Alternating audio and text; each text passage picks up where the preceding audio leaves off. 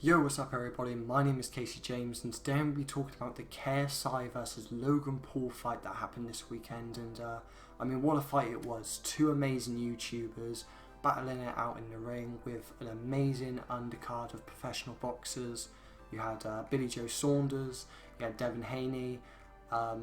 This is me just going to be talking about KSI and Logan's fight, but in terms of Devin Haney and Billy Joe Saunders' fight, I did think they were both very intriguing fights.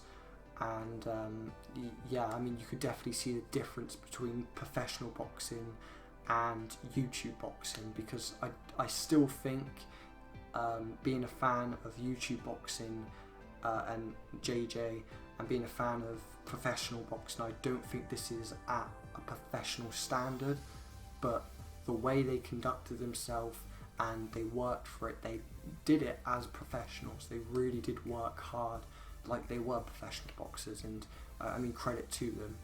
And even though I am a JJ supporter, I do have to give credit where credit's due to Logan. Obviously it was a split decision, so it was a really close fight. But I'm going to basically talk about the two knockdowns that happened, JJ's and Logan's knockdowns, and then I'll be talking about who I thought won each round, and then how I basically scored the fight, because when I was watching it live, it was purely just entertaining. I had bets on, I was emotionally invested for JJ KSI to win, but obviously rewatching it, I removed myself as a KSI fan and really dug down deep to kind of look at who won each round, and if JJ won the fight, if it should have been a draw, if Logan shouldn't have been deducted 2 points. But let's get into the first criticism, is JJ's knockdown in round 3. In my opinion, when I watched it live, I didn't think it was a knockdown. It looked like just either a trip or just a push from JJ. But rewatching it, you can see the punch clearly lands. It's not back of the head. Yeah, it was a clear shot. It was definitely not end of the fight, like, oh, that was a terrible shot. But it was definitely a shot that shook Logan. You could see when he came up, his legs were unbalanced, because the next knockdown that JJ got knocked down because it was a trip. But that was because Logan's legs were just all over the place at that point. Not because he was so wobbled, but because I think his footwork wasn't at a professional level. And also I feel the knockdown did somewhat affect his legs. It didn't look like it damaged him, but in terms of his legs, they weren't at a professional level. You know, you have to practice your footwork, your boxing defense, your boxing attack, your overall technique. And if your base, your legs go, then that is pretty much the end of the fight. And Logan kept in, so fair play to him. But I do believe that's a knockdown.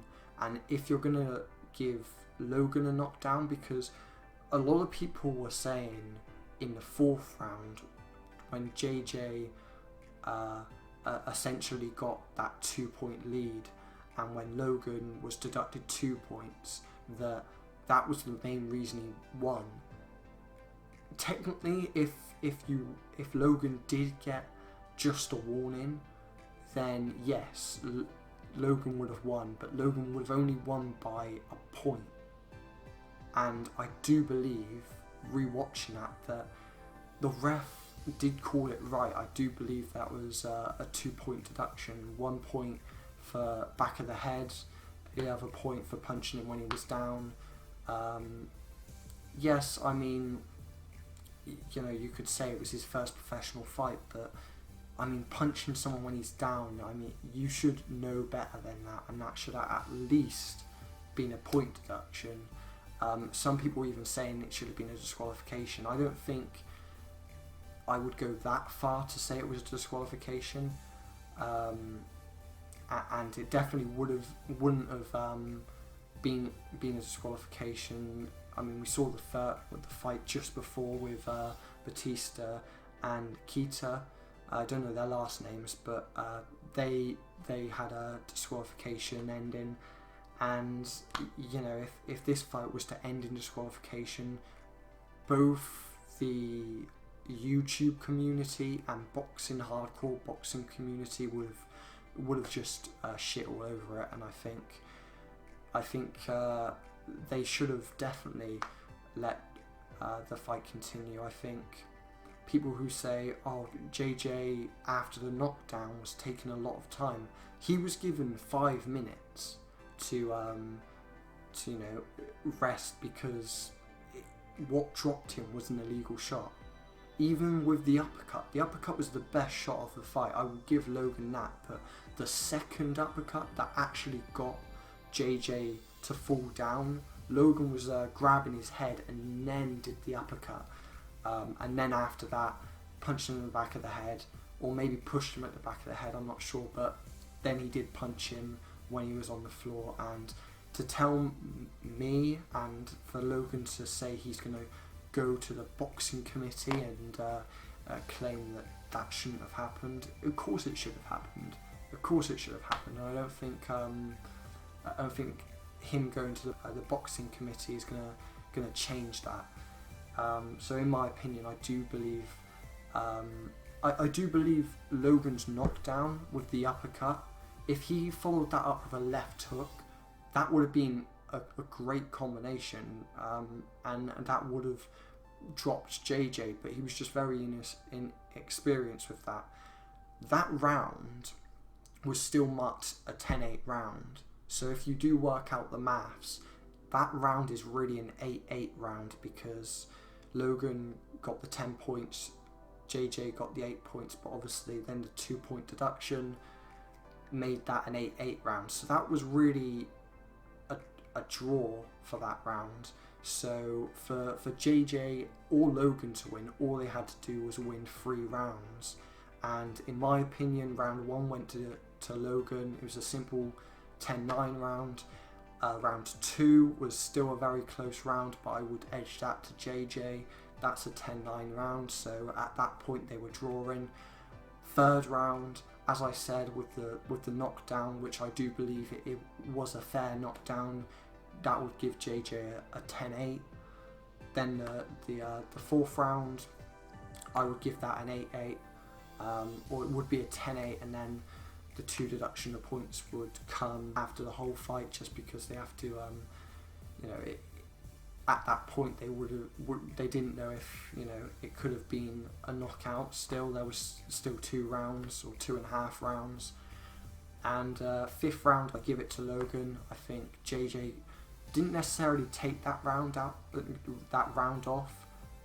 When I was watching it live, I thought that was the case, but rewatching it, I did think, you know, JJ did enough. He was moving around very well, and in the 6th round I would edge that to JJ. But even if I would edge that to Logan, JJ still would have won the fight. I scored the fight, in my opinion, 56-54. Yeah, so I marked it 56-54 to JJ, and I think, you know, you can disagree with me all you want, that's fine, but that's the way I saw it, and that's the way I removed myself as a fan and still saw it. I think one of the judges scored it 56-55, and I see it pretty much exactly the same way he does. Obviously he didn't give Logan 54 points because of the fact that JJ, the ref said in the 3rd round that JJ's knockdown didn't count, but I do believe the knockdown counted, and yeah, I think still respect to Logan, still respect to JJ. I still think there's going to be trash talk. I would really like to see from JJ after this fight going to fight Jake Paul, but I think Jake should fight Anisom Gibb first. I think that's the fight that he needs to have, because there's been a lot of hype over that, and if he loses to Gibb, then I mean, given JJ's at the top of the YouTube rank, I don't really see them two fighting, but you know, never say never. And then with Logan, honestly, with his success, he did look like a great boxer in the fight, but reassessing it, like a lot of what I was thinking was he'd be good in MMA, and he's got wrestling background, he's got a very good jab, and you know, he does look like a good boxer. So I think for him to take what he's learnt from boxing and his wrestling background to MMA, UFC, Bellator, who knows, I think that would be interesting to see. I think Logan will never become boxing world champion. I think that's out of the question. I don't think JJ will either, but I do think these two still have a lot to prove with their boxing careers or fighting careers. And yeah, what an incredible fight. If you haven't watched it yourself, I suggest you do.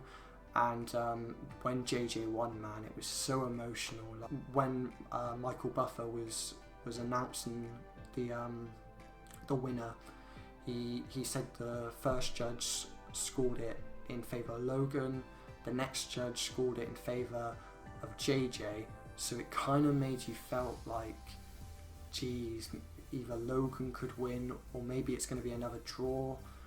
Even Joe Weller, who was on commentary, said it could be a draw, and I really didn't want to see another draw. I think that the fact that we got a definitive winner was very good, and I don't want to see a third fight. I definitely don't want to see a third fight, and I don't think anyone else does. I think when the commentator brought up the possibility of a third fight, everyone just booed, and JJ was like, screw that. When JJ won, it was so emotional because he fell down to his feet. I mean, he jumped up first, he fell down to his feet, he was hugging Vidal, who has really been an older brother to him, and you know, you can tell that fight meant a lot to him. He came to Logan's country, he went on a break from boxing, put a lot of fat on just to get ripped again, and you know, he trained like a warrior, he trained with the Mayweathers, and he really deserved that victory. Not that Logan didn't, but I think because everything was weighing in Logan's favour, it meant so much more to JJ, and I think fair play to JJ. Incredible fight. I definitely want to rewatch it, and yeah, hopefully you enjoyed the video. Please leave a thumbs up, subscribe, and peace.